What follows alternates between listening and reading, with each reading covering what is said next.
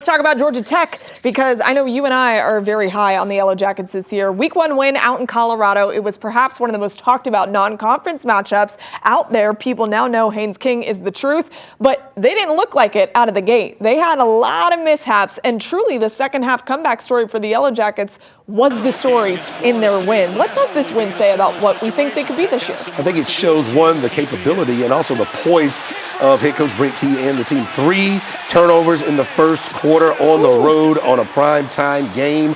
That could be disastrous, and it wasn't. And then the ability to rush for 320 yards on the road in a place where it is hard to breathe up there in the Mile High City. It is a thing, the thin air in Colorado. So what Haynes King was able to do was show that he can still run the ball, be an effective part of the run game, but also make devastating plays that hurt defenses. And if he's able to do that, my only concern is how many shots is he going to take over the course of the season? I mean, he has one tough cookie, but still the attrition of 12 weeks of football. But he went out there, helped out his offense and his defense, and I think playing that style of football and overcoming the turnovers where you didn't have to throw the ball, I think it showed a lot that Georgia Tech is capable of this year. Yeah, there were a couple times I was watching him and wincing myself, and I know he can take a lot, but over the course of a college football season, I don't know that that is sustainable, to your point. But if you haven't been paying attention to us talking about Haynes King over the last couple of years, I don't know what to tell you, because we've been trying to tell you this is a very good quarterback.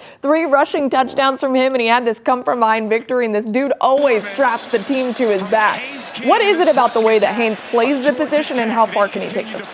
Well, his experience. He is now a senior. His experience, his vision, and knowing when to run the football. You know, mobile quarterbacks can always run, or if they pull the trigger too early before a play is really designed for them to run, it could be harmful. But he's really smart with how he runs the football. He's tough when he runs between the tackles. So he has an option. I expected him to rush for 600 yards. The way he took off in week 1, who knows? Maybe that could be 800 yards and maybe 8 or 9 touchdowns. If he scores 10 touchdowns on the year, that could be immensely helpful to what they want to do running the football. And the king of the city certainly will be worthy of his crown.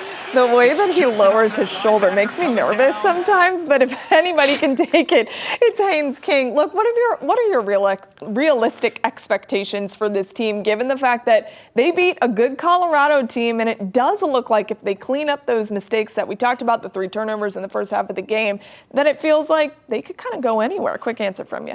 They should be more than 8 wins, and I think the ceiling could be 10. The biggie is in a couple of weeks against Clemson. They win that game, they're 3-0. Who knows where that could take them, and then you can start talking about dreams of an ACC championship appearance. When Clemson lost, I immediately thought, Yellow Jackets, sneak in there. You got a chance.